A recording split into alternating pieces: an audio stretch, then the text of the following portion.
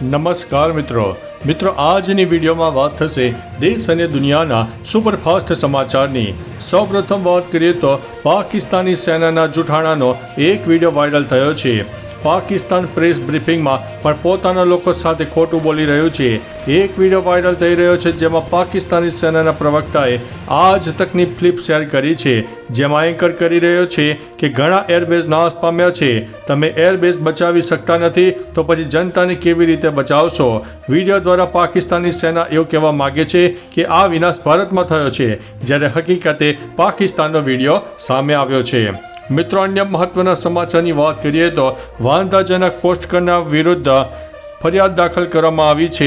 ભારત અને પાકિસ્તાન વચ્ચે તણાવભર્યા સંબંધોમાં હજુ સુધી અંત આવ્યો નથી, ત્યારે સોશિયલ મીડિયામાં વિવાદિત પોસ્ટ કરવી જોઈએ નહીં। આવો જ એક કિસ્સો પ્રકાશમાં આવ્યો છે, જેમાં સાવલીમાં સત્તાર શેખ નામની ફેસબુક પ્રોફાઇલ દ્વારા ભારતના ઝંડા અને વડાપ્રધાનને વાંધાજનક રીતે દર્શાવ્યા હોય તેવો વિડીયો શેર કર્યો હતો, જેથી આ મામલે પોલીસે ફરિયાદ દાખલ કરીને આગળની કાર્યવાહી હાથ ધરી છે।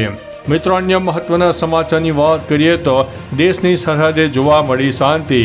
ભારત પાકિસ્તાન સરહદ, ખાસ કરીને જમ્મુ કાશ્મીર અને આંતરરાષ્ટ્રીય સરહદ પર રાત્રે સંપૂર્ણ શાંતિવાળો માહોલ જોવા મળ્યો। ભારતીય સેનાએ જણાવ્યું કે આ વિસ્તારોમાં કોઈ અથડામણ, હુમલો કે અટકચાળાની ઘટના નોંધાઈ નથી। બંને દેશો વચ્ચે શાંતિ સ્થાપવાની દિશામાં સકારાત્મક સંકેત આપે છે। ભારત અને પાકિસ્તાનના DGMO વચ્ચે હોટલાઇન ઉપર વાતચીત થઈ હતી। મિત્રો, અન્ય મહત્વના સમાચારની વાત કરીએ તો ગુજરાતમાં માવઠાની આગાહી, ગરમી પણ વધશે। ગુજરાતમાં આવનારા દિવસોમાં માવઠાની સાથે ઉકળાટ પણ રહેશે। સૌરાષ્ટ્ર અને કચ્છમાં 2 દિવસ સુધી માવઠાની શક્યતા છે, જે ખેડૂતો માટે ચિંતાજનક સમાચાર છે। જૂનાગઢ, રાજકોટ, અમદાવાદ સહિતના છેલ્લા જિલ્લાઓમાં છૂટોછવાયો વરસાદ થવાની સંભાવના છે। આજથી તાપમાનમાં 3 થી 5 ડિગ્રીનો વધારો થવાની સંભાવના છે અને જોડે જોડે બફારો પણ રહેવાનો છે। મહત્વનું છે કે રવિવારે 19 તાલુકામાં વરસાદ થયો હતો, જેમાં કલ્યાણપુરમાં સૌથી વધુ 2.83 ઇંચ વરસાદ નોંધાયો છે। મિત્રો, અન્ય મહત્વના સમાચારની વાત કરીએ તો 24 કલાકમાં રાજ્યના 29 તાલુકામાં માવઠાની અસર જોવા મળી છે, જેમાં સૌથી વધુ દ્વારકાના કલ્યાણપુરમાં 2.8 ઇંચ વરસાદ નોંધાયો છે। જૂનાગઢના માળિયા હાટીનામાં 1.7 ઇંચ વરસાદ, જામનગરના જામજોધપુરમાં 1.5 ઇંચ વરસાદ, માણાવદર અને ધારીમાં 1.3 ઇંચ વરસાદ તથા પોશીના, કડી અને લાલપુરમાં 1 ઇંચ વરસાદ ખાબકી ગયો હતો તથા મહેસાણા, અરવલ્લી અને કચ્છમાં પણ કમોસમી વરસાદ થયો હતો।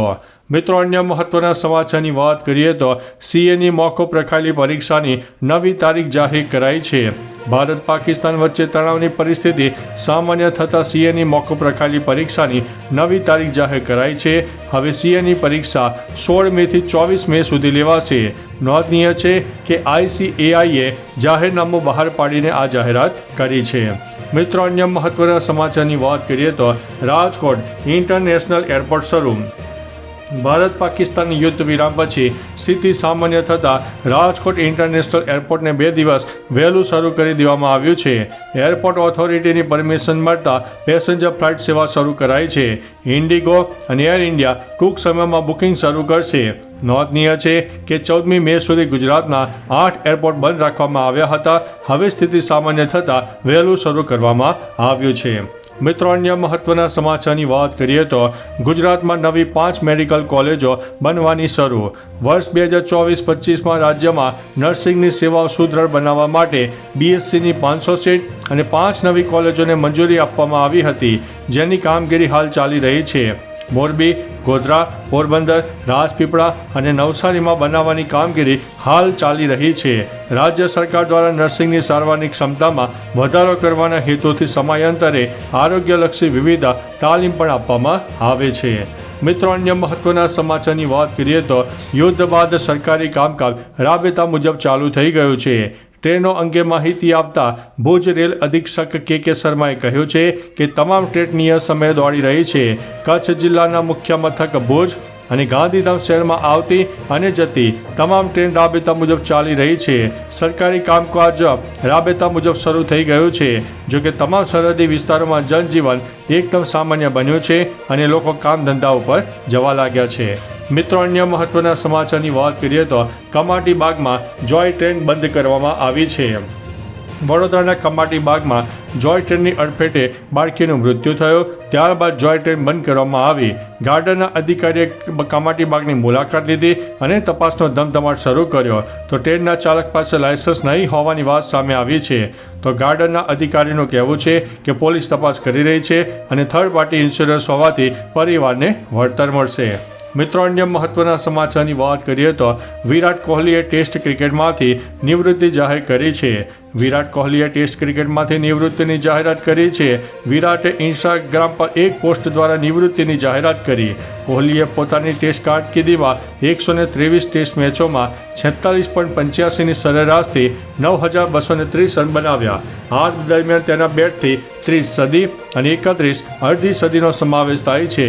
કેપ્ટન તરીકે વિરાટ કોહલીએ 68 મેચ રમી હતી, જેમાંથી 40માં જીત મેળવી હતી. મિત્રો અન્ય મહત્વના સમાચારની વાત કરીએ તો એશિયાઈ સિંહની વસ્તી ગણતરી યોજાઈ છે. દેશની શાન ગણાતા સાવજોની વર્ષ 2015 બાદ 10 વર્ષ પછી સિંહોની વસ્તી ગણતરી શરૂ કરવામાં આવી છે. કોરોના કાળ બાદ લાંબા સમયથી માત્ર પૂનમ અવલોકન ગણતરી માન્ય રાખવામાં આવી હતી. આ ગણતરી બાદ હવે વર્ષ 2025માં સિંહોની સત્તાવાર રીતે વસ્તી ગણતરી ચાલી રહી છે, જેમાં અમરેલી જિલ્લાના Rajula, Jafrabad, Pipavav, port coastal belt વિસ્તારમાં આવેલા દરિયાકાંઠામાં સિંહોની સંખ્યા ખૂબ જ મોટી સંખ્યામાં છે.